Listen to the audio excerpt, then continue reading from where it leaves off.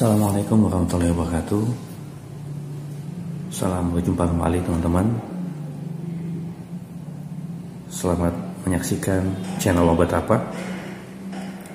Kali ini kita akan mereview dua jenis obat, atau sebenarnya sih satu jenis obat, tapi terdapat dua kemasan ya, tanpa perbedaan, yaitu Progressive Ibuprofen dan Progressive Forte Ibuprofen. Nah, di sini kita bisa lihat apa saja, bagaimana bentuknya. Nanti kita akan lihat kembali lebih detail ya. Kita coba bedah apa saja isi dalam ini, dalam kemasan ini. Oke teman-teman, tapi sebelum kita lanjut, teman-teman jika suka channel ini, silakan teman-teman untuk subscribe ya, subscribe dan nyalakan lonceng agar setiap ada perubahan atau penambahan konten di video ini teman-teman bisa langsung menyaksikan secara lebih cepat. Nah, teman-teman bantu subscribe juga ya, tujuannya supaya channel ini bisa berkembang. Oke, tanpa berlama-lama kita coba lihat yang mana ya dulu ya, kanan apa kiri ya? Kanan apa kiri ya? Kanan apa kiri? Oke, kita coba kiri dulu ya. Nah, yang kiri ini kita coba lihat di sini kemasannya seperti ini. Nah, ini proses suspensi ibuprofen bebas alkohol. Isinya saja obat ini adalah logo biru, artinya obat bebas terbatas. Oke, kemudian kita lanjut di sisi belakangnya. Nah, obat ini diproduksi oleh PT Faratu Bekasi Indonesia. Ya, bisa lihat. Nah, ini pernyataan nomor 1, awas obat keras. Ini bisa lihat, baca aturan pakainya. Sini ada komposisinya. Sini ada tulisan indikasi. Kita coba lihat lagi. Nah, di bagian sini ada dosis, kemudian ini buram ya. Nah, ada 7 lainnya ya, barcode-nya. Nah, sebelah sini juga seperti ini. Oke, kita coba lihat buka lagi. Nah, untuk di bagian atas di sini ada, ini kelihatan nggak ya? Nah, ini ada batch numbernya, kemudian tanggal produksi, HET-nya. Bawahnya seperti ini. Oke, kita coba buka apa saja isinya.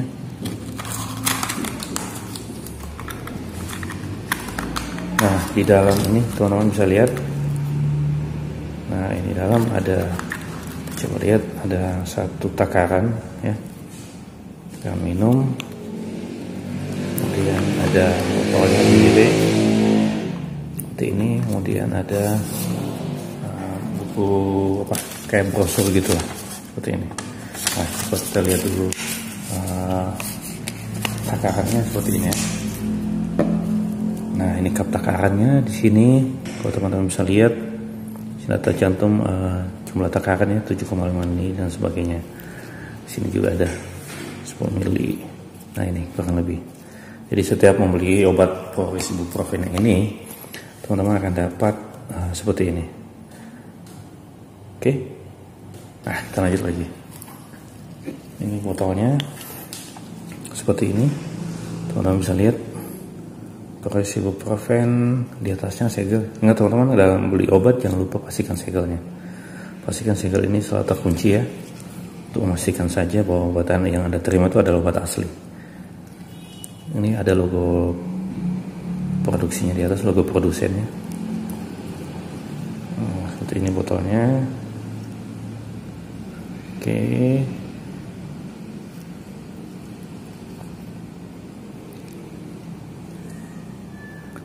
Nah, kita coba lihat lagi brosurnya. Nah, ini brosurnya. Nah, kita coba baca sih seperti apa.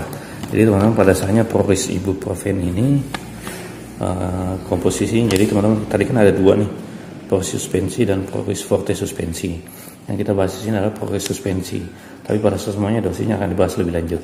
Nah, coba kita lihat farmakologinya. Adalah ibuprofen adalah golongan antiinflamasi non steroid yang mempunyai efek sebagai analgesik, yaitu meringankan sakit, dan antipiretik atau menurunkan demam. Aktivitas analgesik ibuprofen dengan cara menghambat enzim sikloksigenase dengan akibat terhambatnya sintesis prostaglandin, yaitu suatu zat yang bekerja pada ujung-ujung saraf jaringan tubuh yang sakit. Aktivitas antipiretiknya bekerja di hipotalamus dengan meningkatkan vasodilatasi dan aliran darah periferal. Oke, kita lanjut. Nah, di farmakologi sekarang kita coba lihat indikasi. Obat proris ibuprofen ini untuk apa sih? Nah, indikasinya itu menurunkan demam pada anak dan meringankan nyeri ringan sampai sedang, antara lain nyeri pada dismenor primer yaitu nyeri haid, nyeri pada penyakit gigi atau pencabutan gigi, atau sakit kepala. Oke, ini indikasinya. Jadi proris ibuprofen ini, baik yang ini ya ataupun yang ini, itu fungsinya ini tadi ya. Nah, coba lihat dosisnya tadi. Nah, di sini terbagi dua dosis, teman-teman. Jadi kalau tabelnya mau lihat teman-teman, sini proris forte dan proris suspensi. Jadi teman-teman membedakan yang mana forte, mana suspensi di sini. Teman-teman bisa lihat ini proris forte, ini proris suspensi. Ya, bedanya. Oke, kita coba lihat lagi. Nah, ini dia. Kita coba lihat lebih jelas, dekat lagi. Nah, dosisnya untuk meringankan nyeri ringan sampai sedang. Untuk proris forte dewasa, dosis yang dianjurkan sehari 3-4 kali, tekanan 5 mili. Kalau proris suspensi 10 mili. Nah, kemudian pada anak-anak 1-2 tahun sehari 3-4 kali 50 mg. Jadi tidak dianjurkan untuk proris forte, tapi dianjurkan untuk proris suspensi. Kemudian usia 3-7 tahun sehari 3-4 kali 100 mg. Atau untuk proris forte itu dosisnya 2,5 mili, proris suspensi itu 5 mili. Kemudian usia 8-12 tahun sehari 3-4 kali 200 mg. Atau proris forte itu 5 mili, kalau suspensi 10 mili. Gitu ya. Nah, kemudian untuk menurunkan demam pada anak-anak. Nah, jadi tadi harus meringankan nyeri ringan sampai sedang. Yang di bawah ini adalah untuk menurunkan demam pada anak. Jadi dosis yang direkomendasikan 20 mg per kilogram berat badan sehari dalam dosis terbagi. Nah, ini kita lihat. Untuk anak-anak 1-2 tahun sehari 3-4 kali 50 mg. Jadi untuk proris suspensi saja 25 mili. Nah, teman-teman, di takaran tadi ada di sini terlihat. Di takaran ini sangat jelas ya. Di sini ada kok ukurannya 2,5 mili. Nih seperti ini. Nih 2,5 mili. Ada kok takarannya. Jadi teman-teman ketika membeli obat ini jangan khawatir tentang jumlah milinya, sini ada di gelas takaran. Oke, kita lanjut lagi. Dia tadi 1-2 tahun ya.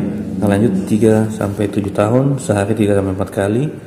Untuk proris forte itu 2,5 mili, suspensinya 5 mili. Kemudian usia 8-12 tahun sehari 3-4 kali ya, 3 atau 4 kali 200 mg, yaitu proris forte 5 mili, proris suspensinya 10 mili. Jadi teman-teman perhatikan dosisnya untuk ketika teman-teman merekomendasikan obat ini, mohon perhatikan dosisnya. Nah, kemudian apalagi kita coba ke bawah, peringatan dan perhatian. Nah, teman-teman, itu mau diperhatikan. Nah, ini dia. Proris ibuprofen tidak direkomendasikan pada anak-anak di bawah usia 1 tahun. Jadi, proris ibuprofen baik forte maupun suspensi tidak direkomendasikan usia 2 tahun. Tidak melebihi dosis yang dianjurkan. Kemudian sebelum menggunakan obat ini agar dikonsultasikan dahulu ke dokter apabila menderita penyakit-penyakit atau kelainan-kelainan sebagai berikut. Ada riwayat penyakit saluran cerna bagian atas. Kemudian adanya gangguan fungsi ginjal karena eliminasi utamanya melalui ginjal.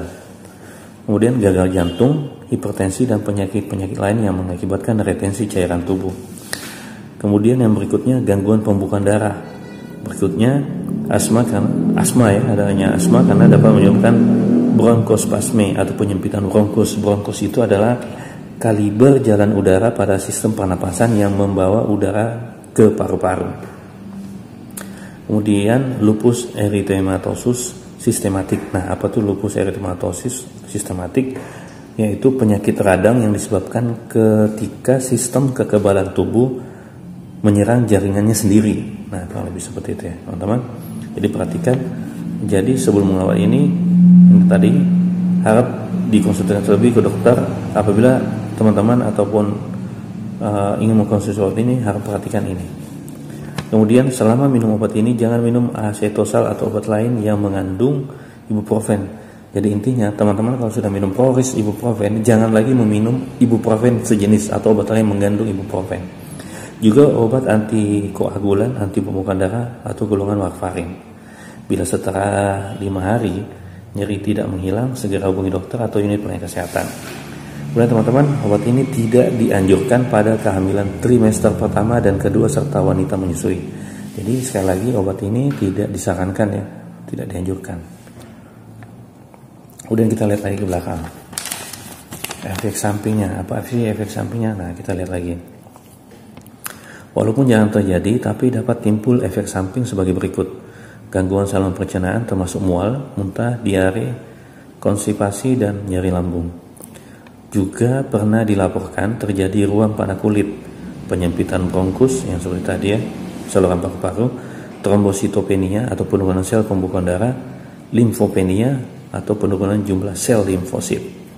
Kemudian efek samping berikutnya, penurunan ketajaman penglihatan dan kesulitan membedakan warna dapat terjadi, tapi sangat jarang dan akan sembuh bila obat dihentikan. Apabila terjadi gangguan penglihatan, maka obat harus dihentikan dan memeriksakan mata ke dokter. Itu tadi efek sampingnya. Kita lihat lagi kontraindikasi. Ibuprofen tidak digunakan pada penderita dengan ulkus peptikum, tukak lambung dan duodenum yang berat dan aktif. Kemudian penderita dengan riwayat hipersensitif terhadap ibuprofen dan obat antiinflamasi non-steroid yang lainnya. Kemudian penderita di mana bila menggunakan asetosal atau obat antiinflamasi non-steroid hanya akan timbul gejala asma, rinitis atau urtikaria. Kemudian kehamilan trimester ketiga. Jadi teman-teman kita lihat di sini itulah tadi ya. Kita lihat brosurnya, kita coba lihat apa lagi di sini. Ini nomor registrasi di BP POM ya, baik forte maupun suspensi, ini dia berbeda ya. Kemudian, nah peringatan berikutnya, simpan pada suhu di bawah 30 derajat Celcius, jauhkan dari jangkauan anak-anak, penyimpanan setelah kemasan dibuka selama 14 hari. Jadi teman-teman perlu diperhatikan, ketika teman-teman membeli obat ini dan telah membuka segel obat ini, maka disarankan meminumnya tidak lebih dari 14 hari. Jadi ketika sudah hari ke-15, teman-teman bisa membuang obat ini dan beli lagi yang baru. Kemudian mohon perhatikan di sini, awas obat keras, baca aturan pakainya. Nah seperti ini ya. Nah teman-teman mungkin mau tanya lagi, berapa sih harga jualnya? Nah teman-teman bisa lihat di sini. Harga ecerannya di sini. Harga eceran tertingginya itu, teman-teman bisa lihat mungkin ya. Coba lihat, kita zoomin lagi. Kita zoom. Mana ya kelihatannya? Nah 32.000 atau 32.384. Ini benar ya? 20 atau 32 ini ya? 32 ini kayaknya. Ya, 32 harga eceran tertingginya. Jadi kalau teman-teman ke apotek toko obat, silakan cari obat ini, harganya harga eceran tertingginya kurang lebih 32.000. Oke, teman-teman. Nah, kita coba lanjut ke Progris berikutnya. Nah, Progris Forte. Nah ini dia. Tadi kemasannya sudah. Ini rasa strawberry ya. Kalau yang tadi Progris ini rasa jeruk. Ini rasa strawberry. Nah sama kemasan yang lain tetap sama ya. Ini membedakan. Ini kita lihat lagi. Nah ini lagi sini ya. Kalau bisa lihat cukup jelas ya. Kita lihat lagi sini. Nah ini di dalamnya juga sama tadi, ada gelas takar juga, gelas ukur ya. Boleh kita lihat, singkirkan dulu. Ada juga ini sama kayak isinya ya, sama lebih. Nah ini dia. Di dalam kemasan ada gelas ukur juga ya, gelas takar ya. Nah seperti ini pastikan. Nah, di atasnya juga ada logo Paros di sini ya. Nah ini segel, kemudian ini penampakannya. Nah kita lihat lagi. Nah berapa sih harga jualnya? Nah harga eceran tertinggi obat Progris Forte itu 38.016 rupiah. Ya paling 38 ribuan lah mungkin paling mahal ya. Nah teman-teman dalam membeli obat perhatikan juga expiry date-nya sebelah sini ya. Obat yang seperti yang ini expiry date-nya Desember 2021. ya, kurang lebih. Oke teman-teman, demikian review kita untuk Progres Ibuprofen. Isinya seperti ini, membedakannya ya. Nah, teman-teman bisa lihat ini suspensi, yang kanan ini adalah forte. Dosisnya tadi sudah, teman bisa playback lagi ke belakang, bisa lihat lagi ke belakang tadi seperti apa. Ini kurang lebih perbedaannya. Kalau yang membedakan lagi adalah kalau suspensi ini rasa jeruk, kalau yang ini adalah rasa stroberi. Dosisnya juga beda ya. Oke teman-teman, demikian review untuk obat Progres Ibuprofen. Mohon bantuan teman-teman untuk subscribe dan bunyikan tanda lonceng untuk mendukung channel ini untuk tetap update ya teman-teman. Nah kemudian juga teman-teman, pastikan Anda selalu membeli obat di apotek resmi dan di toko obat resmi yang mendapatkan izin dari pemerintah. Dan jangan lupa ketika Anda membeli obat, pastikan untuk selalu tanya ke apoteker untuk memastikan kembali lagi manfaat dari obat-obat teman-teman yang ingin Anda beli. Oke teman-teman, cukup sekian artikel ini telah dimuat di sini di obatapa.com. Teman-teman boleh kunjungi website ini untuk lebih detail lagi. Jika teman-teman mungkin butuh dalam bentuk tulisan, silahkan datang mampir di sini obatapa.com. Oke teman-teman, terima kasih telah menyaksikan channel ini. Semoga bermanfaat. Saya mohon maaf jika ada terdapat salah dan hilaf dalam penyampaian materi di sini, konten ini. Terima kasih, sampai bertemu kembali di konten berikutnya. Saya pamit. Assalamualaikum warahmatullahi wabarakatuh.